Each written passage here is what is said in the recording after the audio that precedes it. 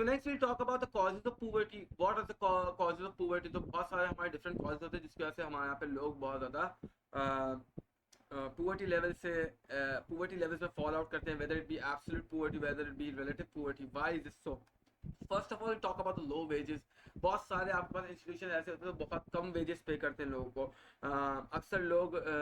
अक्सर कंपनी जैसी भी होती है, फर्म जैसी भी होती है, जो लोगों का है ना नाजायज फायदा भी उठाती है. क्योंकि अगर किसी बंदे के पास जॉब नहीं है तो क्या करेगा, वो जो मिल रहा है उसको अटेंड कर लेगा.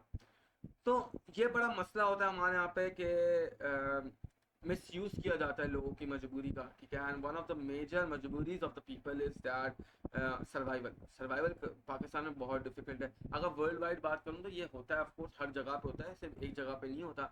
लेकिन वहाँ पे ऑफकोर्स टैक्स ब्रैकेट्स बने हुए हैं, सैलरी ब्रैकेट्स बने हुए, और आपके औकात के हिसाब से आप जिसमें फॉल करते हो उतना आपको पैसा दे दिया जाता है. ठीक है.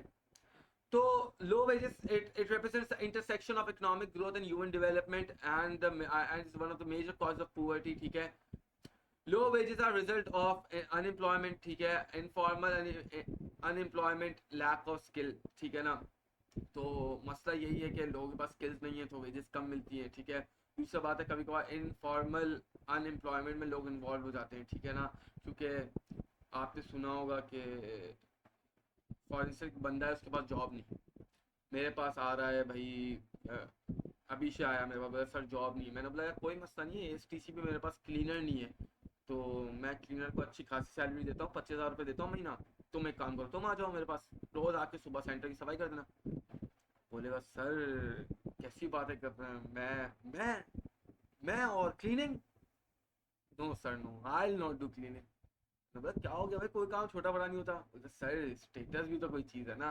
तो भाई ऐसी बहुत सारी आपके पास जगह सिचुएशन होती है, स्पेशली जहाँ पे, हाँ, अगर मैं कल उसको बोलूँ भाई ऑस्ट्रेलिया जाके ना KFC के वॉशरूम साफ करने, बोलेगा हाँ सर डन हो गया, कर लूँगा, कोई प्रॉब्लम ही नहीं. तो ये बड़ा एक मसला है कि यार हमारा पे जो प्रॉब्लम है इकोनॉमी के अंदर पे, ये तो एज इन सिर्फ बात बता रहा हूँ कि क्या है क्या नहीं है. ठीक है ना. लेकिन अक्सर लोग इसमें बड़ा इन्वॉल्व हो जाते हैं. ठीक है. जहाँ पे वो अपनी गैरत की बात समझते हैं छोटा काम करना. ठीक है ना. So it's a form of employment for which there is no clear employer employ relationship. ठीक है ना. तो ये तो बात हो गई जहाँ पे हम काम नहीं करना चाह रहे. कल कला मैं बात करूँ इनफॉर्मल अनएम्प्लॉयमेंट की, तो भाई अक्सर जगहों पे क्या होता है कि फॉर एग्जांपल तुम्हारे घर पे ना तुमने कॉन्ट्रैक्ट दिया इलेक्ट्रिशियन को, तुमने बोला भाई मेरे घर पे जितने भी स्विच बोर्ड्स है ना वो इंस्टॉल करने हैं. तुमने पहले दिन आया उसने 5 किए, अगले दिन आया 10 किए.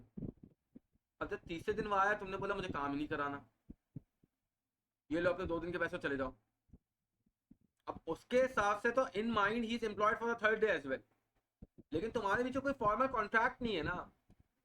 तो यहाँ पे जहाँ पे एम्प्लॉयर और एम्प्लॉय के बीच में कोई रिलेशनशिप नहीं होता और उसकी वजह से अनएम्प्लॉयमेंट जनरेट होती है, तो उसको हम कहते हैं इनफॉर्मल अनएम्प्लॉयमेंट. ठीक है ना. तो वो बहुत ज़्यादा कॉमन है दुनिया में कि होता है कि भाई बगैर किसी कागजी कार्रवाइयों के आप है ना अटेंडेंस लेते रहते हैं और फिर आप जॉब करते हैं.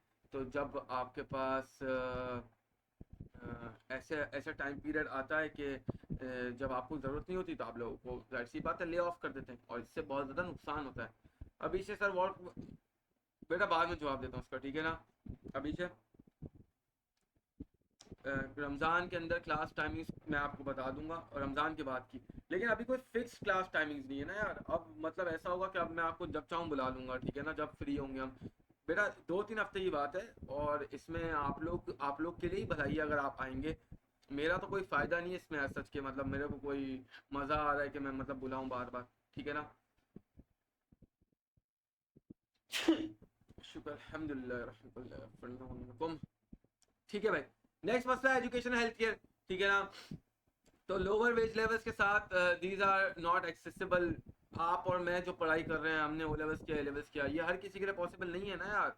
हर कोई इसको हासिल नहीं कर सकता. तो जाहिर सी बात है क्या होता है, डिस्क्रिपेंसी क्रिएट होती है माशरे के अंदर. फिर लो प्रोडक्टिविटी, बहुत ज़्यादा लोग हैं प्रोडक्टिविटी काम नहीं करते. वही सुस्ती वाले मामला मैंने बोल दिया यार कि भाई मज़ा नहीं आ रहा, काम नहीं करना, काम करने का आज दिल नहीं कर रहा. अरे तो एम्प्लॉयर को पैसे क्यों देगा जब तुम्हारा काम करने का दिल ही नहीं हो रहा. क्यों देगा एम्प्लॉयर तुम्हें पैसे.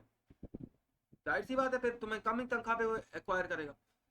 नेक्स्ट, पॉपुलेशन, बहुत ज़्यादा पॉपुलेशन होती है तो कंपटीशन बहुत ज़्यादा बढ़ जाता है, डिपेंडेंट्स का रेशियो बहुत ज़्यादा बढ़ जाता है। हो सकता है तुम 2 लाख रुपए महीना कमा रहे हो, लेकिन तुम्हारे घर पे 10 लोग हैं जिनको तुम्हें खिलाना पिलाना है, तो भाई डिवाइड तो करो। तुम तो किसी काम के नहीं रहे फिर, तो ऑफ कोर्स तुम फॉल करोगे, किस में फॉल करोगे, पुअर्टी लेवल में फॉल करोगे। हो सकता है रिलेटिव पुअर्टी में भी नहीं, तुम फॉल करो किसके अंदर, you fall in the category of relative absolute poverty. क्यों एब्सोल्यूट पुअर्टी, क्योंकि हो सकता है तुम भाई 2 टाइम का खाना खिला पा रहे हो, 1 टाइम का खाना नहीं खिला पा रहे हो, भाई नहीं है पैसे, 10 लोगों को फीड करना is not an easy thing यार, ठीक है ना।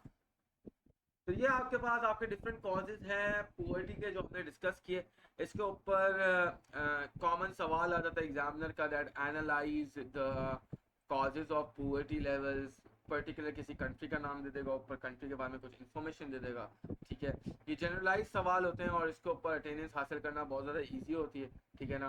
तो आप आई होप कि ये आप लोगों को क्लियर होगी बात, ठीक है ना। अच्छा, नेक्स्ट हम बात करेंगे policies to elevate what poverty, ठीक है ना। एलिवेट खत्म करना, किस तरीके से खत्म कर सकता हूँ पुअर्टी को माशरे में से, उसके ऊपर डिस्कशन करेंगे, ठीक है ना।